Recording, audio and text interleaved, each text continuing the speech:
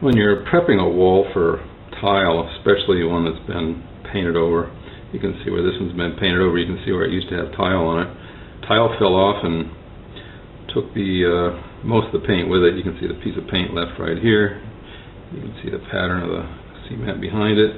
You can even see where somebody wrote on the wall originally before it was painted. So there's some things you have to do, and let me show you a tool I have. The tool is also good for some other things. When you're replacing just like one tile out of several, you need to make sure you get these corners cleaned out, and with a normal chisel I've had trouble with that. Get these edges cleaned up so that the tile sits the right distance from the last tiles. And again, there's a tool I've found that works better than most. As you might already know, when you're prepping a wall for tile, we've had some building movement, some tiles popped off, cracked, whatever. But when you're prepping a wall for tile and the wall's been painted, you're supposed to go through and make little chips in the wall. That's one way of prepping it, to get the tiles to stick well. And I've been working on it with one of these things. You've all seen them, and I'm not really happy with the results. So I was thinking back to something I had seen, and let me show you that. I was watching a guy overseas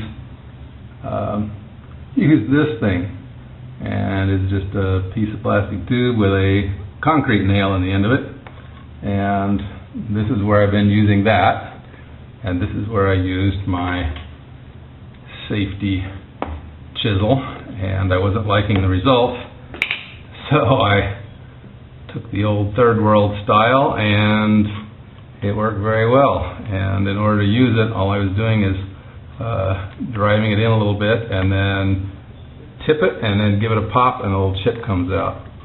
For the other chisel, that wasn't working, so you can see here it works very nicely.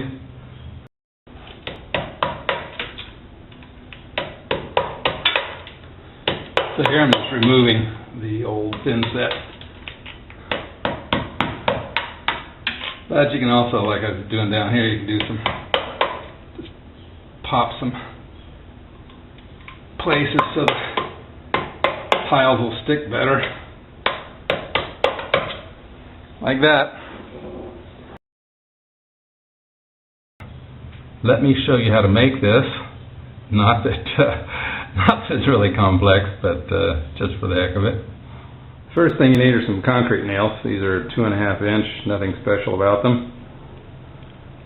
Then you need a piece of plastic flexible tubing. It comes in different sizes, like the normal size, the real man size, and the oh my, is that thing for real elephant size.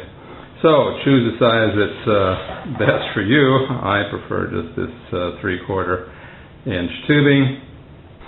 If you're strong enough, you can just punch the nail through here. I use a utility knife, and you just drill a hole and poke the nail in it.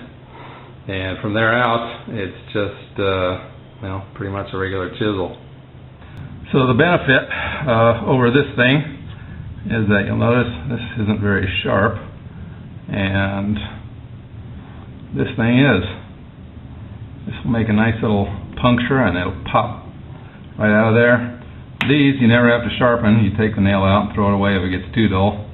You get a better view. As you can see, this thing will block your view, this thing won't. They both protect your hands, and this one is ultra cheap. So actually this has worked out really well. I've done part of another wall with it, and yeah, it just you know, you kind of laugh at these guys who are kind of getting by in these developing nations, and then you come home and you try your high-tech solution, and it turns out that they have a better answer. Well, I hope you found it interesting and perhaps amusing.